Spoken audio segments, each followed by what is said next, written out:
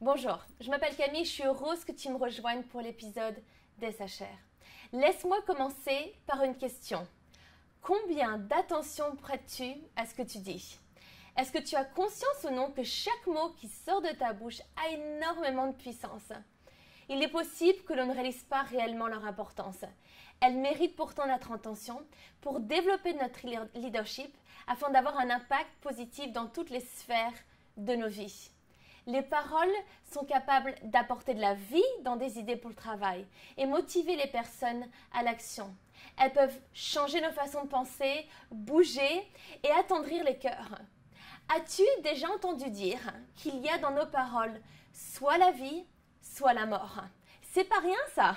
On aime plus l'idée, n'est-ce pas, de vie, des bonnes choses que nos paroles peuvent procurer, mais beaucoup moins la mort, parce que c'est tellement sérieux et fort. Donc pense à cela.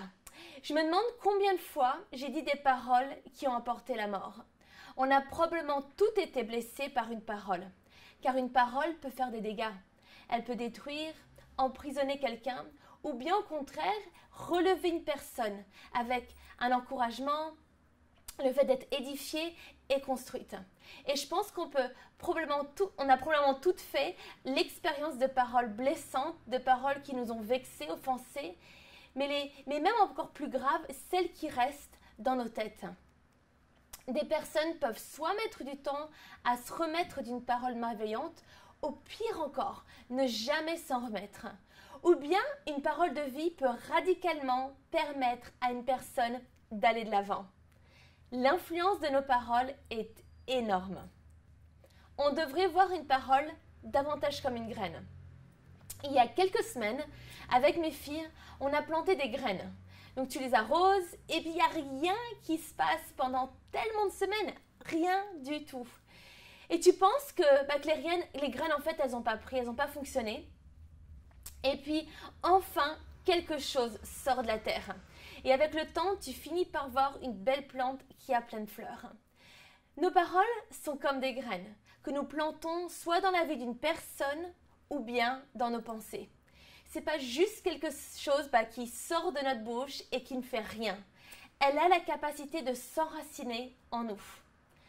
Il faut arrêter de penser qu'elles n'ont aucun effet. La graine va germer. Et il nous faut arracher les mauvaises herbes et prendre soin des bonnes. De ne pas laisser des paroles de mort s'enraciner dans nos vies ou celles des autres. As-tu déjà réalisé à quel point les mauvaises herbes poussent plus vite que les bonnes? Tu as déjà vu ça?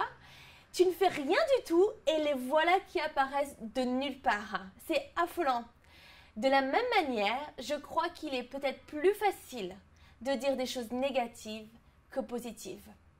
Mais on peut toutes se réentraîner pour inverser la tendance. Je me demande s'il y aurait des mauvaises herbes, ou plutôt des paroles qu'il te faut enlever. Tu les as acceptées, mais elles ne sont pas bonnes et elles t'empêchent d'aller de l'avant. Mon désir aujourd'hui est que tu réalises l'importance de tes paroles. Certaines personnes pensent que pour influencer une personne, on y arrivera mieux en les bousculant, en critiquant, en les menaçant. Et tu as peut-être vu déjà ça au travail. Mais là encore, c'est l'inverse. C'est plutôt avec des paroles positives et encourageantes que tu vas influencer les gens à avoir de meilleurs résultats. Avec les enfants, c'est tellement vrai. Est-ce qu'il est dur pour toi de dire des bonnes choses sur les autres? Est-ce qu'il est facile pour toi de le faire mais pas seulement en flattant, mais es-tu généreuse avec des paroles? Est-il facile pour toi de donner des compliments, de remercier par exemple les gens autour de toi et de les apprécier? Alors moi j'aime l'idée d'être des femmes généreuses avec nos paroles, des paroles de vie qui vont avoir une différence dans la vie des autres.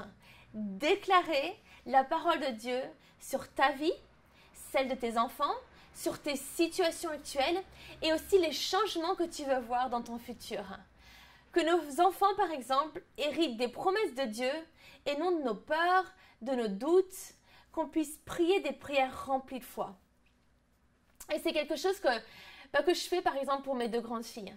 On s'est posé ensemble pour faire une liste de déclarations, de promesses qu'elles peuvent lire à voix haute pour se rappeler de qui elles sont, leur valeur en Dieu, ses promesses pour elles et ce qu'elles veulent être ce qu'elles veulent être et faire de grand dans leur vie. Donc on peut vraiment changer l'atmosphère par nos paroles. Combien de parents utilisent des paroles pour créer une nuit de sommeil paisible pour nos enfants? En chantant des berceuses, en priant pour eux, en les rassurant. On fait tout cela par nos paroles. Alors ce que l'on fait pour nos enfants, on peut le faire aussi pour nous-mêmes et pour les autres.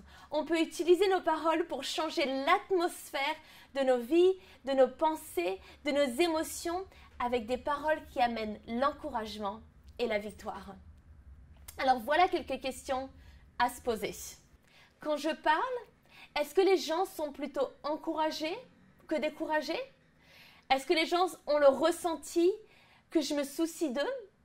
Est-ce que j'attise l'inquiétude ou plutôt la foi avec mes paroles? Est-ce que je construis ou est-ce que je détruis par mes paroles? Prête attention à ce que tu dis. Réalise l'importance dans tes paroles et ensuite décide de les utiliser pour déclarer des paroles de vie pour toi-même et les autres. C'est quelque chose que tu peux faire facilement dès aujourd'hui. D'écrire comme une lettre et de la voir sous la main, dans ton téléphone par exemple. En faisant cela, tu donnes de bonnes habitudes à tes pensées.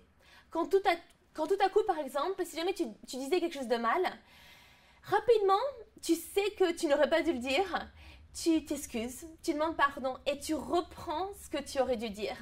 Ce sont de simples habitudes, mais tellement importantes pour s'assurer que nous utilisons nos paroles de la bonne façon. Nous avons un pouvoir avec notre langue et nous devons apprendre à bien l'utiliser. Alors j'espère que cet épisode t'encourage à réfléchir sur ce sujet et que tu prendras du temps aujourd'hui pour déclarer des paroles de vie sur toi-même et sur ton entourage. Je te dis à bientôt, sois béni.